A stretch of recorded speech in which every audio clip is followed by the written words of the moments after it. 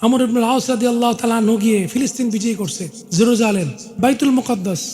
বাইতুল মুকাদ্দাস যখন ফাতা হইল, বিজয় হইল, ওই পাদ্রীগুলি বলতেছে যে আমরা এই বাইতুল মুকাদ্দাসের চাবি কারো হাতে দেবো না, এটা কারো হাতে, এটা তোমাদের আমিরুল মুসলিমিন খলিফাতুল মুসলিমিন যিনি, ওনার হাতে দেবো, ওনার হাতেই চাবি দেবো। খবর পাঠাইছে ওমর রাদিয়াল্লাহু তাআলা আনহুর কাছে। ওমর রাদিয়াল্লাহু তাআলা আনহু রওনা হবেন। আম্মা জান আয়েশা সিদ্দিকা রাদিয়াল্লাহু তাআলা জানে, ওমর একটা নতুন জামা পরে যেও। কি জামা? কি জামা? আম্মা জানের কথায় নতুন জামা পরছেন, পরে আবার খবর পাঠাইছে। আম্মা জানকে গিয়ে একটু বলেন যে ওমর চাচ্ছে যে এই জামা সবসময় পরে, এই জামা পরে যেন যায়। সুবহানাল্লাহ। আম্মা জানের অনুমতি নিয়ে আমার জামা খুলে ফেললেন। সবসময় তিনি যেই জামাটা পরতেন সেই জামাটা পরলেন, যে জামার মধ্যে একটা দুইটা না 17টা তালি লাগানো ছিল। কটা? 17টা তালি লাগানো জামার মধ্যে। সব কাপড় দিয়া না, চামড়া দিয়া। চামড়াও আছে, চামড়াও আছে, কাপড় আছে। 17টা তালি দেওয়া জামা পইরা আমিরুল মুসলিমিন খলিফাতুল মুসলিমিন, অর্ধ জাহানের খলিফা, যিনি 10 বছর 6 মাস খেলাফত প্রতিষ্ঠা করছেন। 10 বছর 6 মাস, 10 বছর 76 দিন সময় যিনি খলিফাতুল মুসলিমিন হিসেবে ছিলেন, সেই আমিরুল মুসলিমিন জেরুজালেম ফিলিস্তিন বাইতুল মুকাদ্দাসের চাবি আনতে যাচ্ছে। জামা পড়ছে 17টা তালি দেওয়া। কয়টা? 17টা তালি। গোলাম আসলামকে বলছে, আসলাম চলো, বাইতুল মুকাদ্দাস যাচ্ছি, আমার সাথে চলো, বাইতুল মুকাদ্দাসে যাচ্ছি। বেরিয়ে গেলেন। আবাদি যখন শেষ, মানুষজন নাই, বলে উঠ থামাও। আসলাম বলতেছে, কিতাবের মধ্যে লিখছে, আসলাম বলতেছে আমি ভাবছিলাম কাজায় হাজাত কোনো জরুরত হয়তো আছে, প্রস্রাব প্রস্রাব করতে পারে। থামতে বললেন কেন? ওমর রাদিয়াল্লাহু তাআলা আনহু বলে, আসলাম তুমি না, আসলাম তুমি উঠ রাখো, উঠ বসাও। উঠ বসাইছে। এখন বলে নেমে বলে তুমি উঠো। সুবহানাল্লাহ বলেন। আমিরুল মুসলিম বলতেছে তুমি উঠো উটের উপরে, আমি তোমার লাগাম ধরে টানবো। সুবহানাল্লাহ বলেন। আসলাম ডাক দিয়া বলে, আমিরুল মুসলিমিন খলিফাতুল মুসলিমিন, আপনি আমাকে এমন বেয়াদবি করতে দিবেন না, দয়া করে আপনি এই কথা বলবেন না। তিনি ডাক দিয়ে বলে, আমার উপরে তোমারও হক আছে, সুতরাং তুমি উপরে বসো, আমি লাগাম ধরে ধরে হাঁটবো। আসলাম বলে, আমি কি করবো? নিরুপায় হয়ে উটের উপরে বসলাম।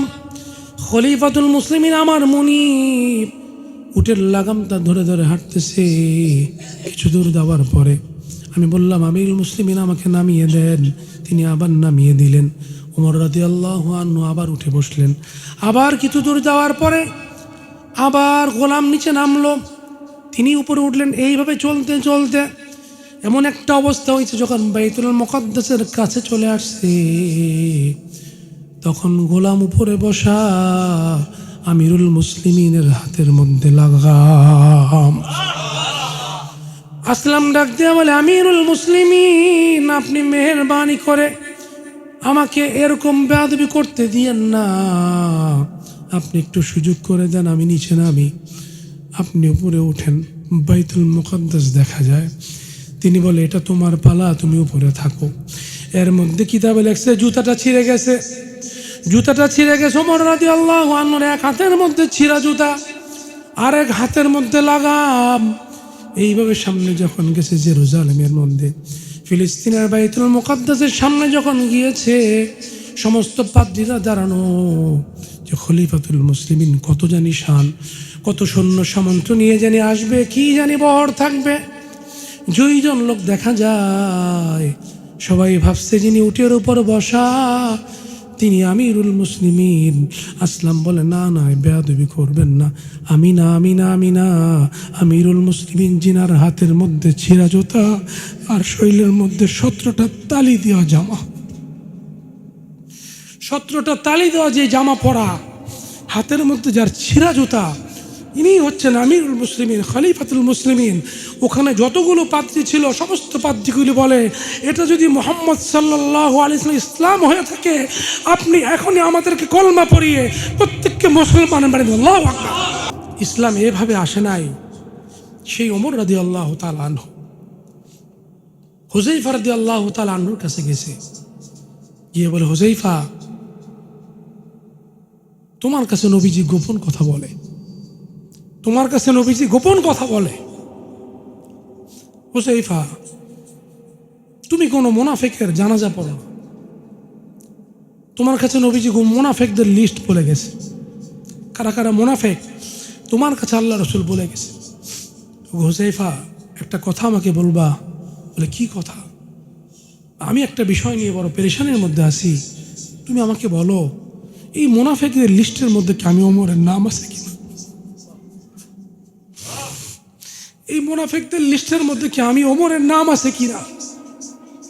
হুযায়ফা রাদিয়াল্লাহু আনহু বলে, এটা তো গোপন কথা, নবীজি কাউকে বলতে নিষেধ করছে, এটা গোপন কথা, এটা আমি বলতে পারবো না। একথা শোনার পরে ওনার ভিতরে আরো কম্পন শুরু হয়ে গেছে, না জানি আমার নামটা মুনাফিকের লিস্টে চলে আসছে, না জানি আমার নামটা মুনাফিক লিস্টে চলে আসছে কিনা। ওমর রাদিয়াল্লাহু তাআলা আনহু বেচেন, বেকরার, অস্থিরতার মধ্যে দিন যাপন করতেছে, একদিন, দুই দিন, তিন দিন। একদিন রাতের গভীরে ঝিরিঝিরি বৃষ্টি হচ্ছে, হুযায়ফা রাদিয়াল্লাহু আনহুর বাড়ির মধ্যে কি কোরআন নাড়তেছে, ঘরের মধ্যে কি। তিনি দরজা খুললেন, খুলে বলে, আমিরুল মুসলিমিন, খলিফাতুল মুসলিমিন, আপনি এখানে? বলে, হুযায়ফা রে, একটা বিষয় জানার জন্য তোমার কাছে আসছি। বলে, কোন বিষয়? বলে, হুযায়ফা রে, আমি যদি এই মুহূর্তে ইন্তেকাল করি, আজকে রাতে যদি আমি মারা যাই, তুমি হুযায়ফা কি কালকে আমার জানাজার মধ্যে যাবে? হুযায়ফা রাদিয়াল্লাহু ডাক দেওয়া বলেন, আমিরুল মুসলিমিন, আপনি আল্লাহ রসুলের শ্বশুর, আপনি জান্নাতের সুসংবাদ প্রাপ্ত সাহাবী, আমি আপনার জানাজায় যাব না, এটা কি কোনোদিন হয়? ওমর রাদিয়াল্লাহু আনহু বলেন, আলহামদুলিল্লাহ, আমি আমার প্রশ্নের জবাব পেয়ে গেছি। আমি জানি তুমি কোনো মুনাফিকের জানাজায় যাও না, যেহেতু তুমি আমার জানাজার মধ্যে অংশগ্রহণ করবে, অবশ্যই আমার নামটা মুনাফিকের খাতার মধ্যে নাই। আল্লাহ রসুল কলবের মধ্যে কিভাবে মেহনত করছে, কলব কি শিক্ষা দিছে, তাসাউফের মাসালাগুলি কিভাবে শিক্ষা দিছে, যাক্কা ইউজাক্কি, এটা কলবটাকে ইসলাহ করিয়ে দিয়েছেন আল্লাহ রসুল, আত্মশুদ্ধির মাসালাগুলি শিক্ষা দিয়েছেন। আমরা তো বুঝি না, আমরা শুধু মনে করি জাহির ইবাদত করি, আমার চেয়ে বড় আউলিয়া আল্লাহ কি আছে? বলেন ঠিক কি না? ওমর রাদিয়াল্লাহু তাআলা আনহু এমন একজন মানুষ, যেনার ক্ষমতা শুধু 22 লক্ষ বর্গমাইল এরিয়া নিয়ে না, অর্ধজাহানের খলিফা, যিনি অর্ধজাহানের খলিফা, 22 লক্ষ মাইল যার বর্গমাইল যার রাজত্বের এরিয়া, সেই ওমর রাদিয়াল্লাহু তাআলা আনহু কেমন মাকাম ছিল। মদিনাতুল মুনাওয়ারার মধ্যে ভূমিকম্প হইতেছে, কি হযরত ওমর রাদিয়াল্লাহু আনহু পা দিয়ে লাথিতেছে জমিনের মধ্যে, পা দিয়ে আঘাত করে বলে, জমিন তুমি থেমে যাও, আমি ওমর কি ন্যায় প্রতিষ্ঠা করি নাই, তুমি থেমে যাও। সঙ্গে সঙ্গে ভূমিকম্প থেমে গেছে, বলেন সুবহানাল্লাহ। একজন লোক এসে বলে, আমিরুল মুসলিমিন, মদিনাতুল মুনাওয়ারার মধ্যে আগ্নেয়গিরি দেখা দিয়েছে, আগুন বের হইছে, আগুন, আগুনের ফুলকি বের হচ্ছে। ওমর রাদিয়াল্লাহু আনহু রুমাল অথবা চাদর দিয়ে বলে, চাদরটা নিয়ে যাও, আগুনের কাছে গিয়ে বলো, আমি ওমর পাঠিয়েছি, আমার চাদর দিয়ে আঘাত করো। আমার চাদরটা নিয়ে গিয়ে, সেই আমার চাদরটা নিয়ে গিয়ে আগুনকে বলো, ওমর এই চাদর পাঠিয়েছে। বলেন সুবহানাল্লাহ। সেই সাহাবী চাদরটা নিয়ে আগুনের মধ্যে ঝটকা দিয়ে বলে, এটা ওমর পাঠিয়েছে, তুই থেমে যা। সঙ্গে সঙ্গে ওই আগুনটা থেমে গেছে। জীবনে কোনোদিন কিয়ামত পর্যন্ত ওখান থেকে আর আগুন বের হবে না। মিশরের নীল নদের মধ্যে পানি শুকিয়ে গেল, পানি আর প্রবাহিত হয় না, নীল নদ শুকিয়ে গেছে। আমর ইবনুল আস রাদিয়াল্লাহু আনহু সেখানকার খলিফা ছিলেন, গভর্নর ছিলেন। জাহিলিয়াত যুগের একটা নিয়ম ছিল, একজন ষোড়শী নারী 16-17 বছরের একটা কন্যা সন্তানকে সেখানে জবাই করে দিত, তারপরে সেই নদের মধ্যে পানি আসতো। আমর ইবনে আস রাদিয়াল্লাহু আনহু বলে, খবরদার এটা করবে না, আমি আমিরুল মুসলিমিনের কাছে খবর পাঠাবো, তিনি যতক্ষণ পর্যন্ত আমাদেরকে নির্দেশ না দিবেন এটা করতে পারবে না। আমিরুল মুসলিমিন, খলিফাতুল মুসলিমিন হযরত ওমর রাদিয়াল্লাহু আনহুর কাছে খবর গেল, নীল নদ শুকিয়ে গিয়েছে, পানি প্রবাহিত হয় না, কিন্তু আইয়ামে জাহিলিয়াত যুগের প্রথা অনুযায়ী এটা যদি করে তাইলে পানি প্রবাহিত হয়। ওমর রাদিয়াল্লাহু আনহু কলম নিছেন, ছোট্ট একটা কাগজ নিছেন, সুবহানাল্লাহ, ছোট্ট একটা কাগজ, কলম, চিঠি লিখছেন, মিন আমিরিল মুমিনিনা ইলা নীলি মিসর, বিসমিল্লাহির রহমানির রহিম লিখে লিখতেছেন, মিন আমিরুল মুসলিমিন ইলা নীলি মিসর। আমিরুল মুসলিমিন মিশরের নীল নদকে বলতেছে, ইন কুনতা তাজরি মিন ইনদিক লা তাজরি, ইন কুনতা তাজরি মিন ইনদিল্লাহি ইজরি। এই কথা লিখছেন, যদি তুমি, হে নীল নদ, নীল নদ থেকে চিঠি লিখছে, চিঠি লিখে চিঠি পাঠিয়ে দিছে, গভর্নর চিঠি পাইছে, সবাইরে বলছে যে আমাদের খলিফাতুল মুসলিমিন চিঠি দিছে, কাকে কাকে দিছে? নীল নদে দিছে চিঠি। সকল মানুষগুলি সমবেত হয়েছে, ওই টাইম দিছে, এই টাইমে চিঠি দিব নীল নদে।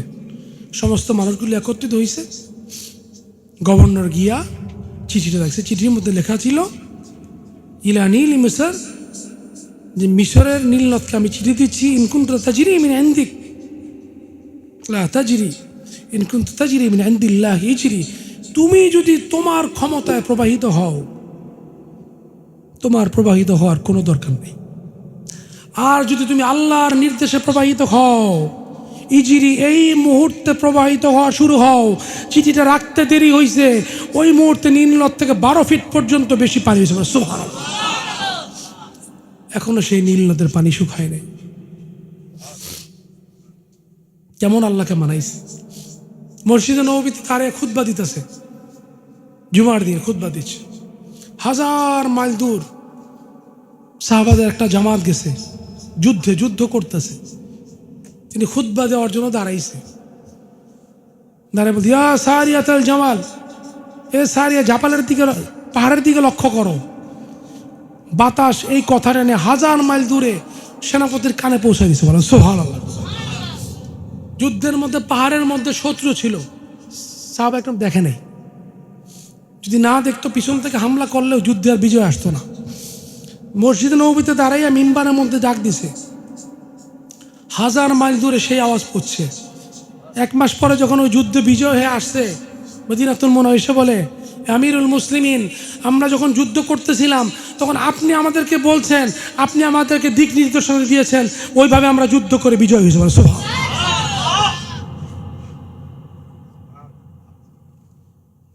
সেই আমিরুল মুসলিমিন, জান্নাতে সুসংবাদপ্রাপ্ত সাহাবী, তেনার অন্তরের কেমন ভয় ছিল। এই ভয়, এটা কলবের মাসলা। কিসের মাসলা? কলবের মাসলা। আত্মশুদ্ধি অর্জন না করা পর্যন্ত জীবনের কোনো আমল, জীবনের কোনো বন্দেগী আপনার আমার কাজে আসবে না। কি বলেন, ঠিক কি না?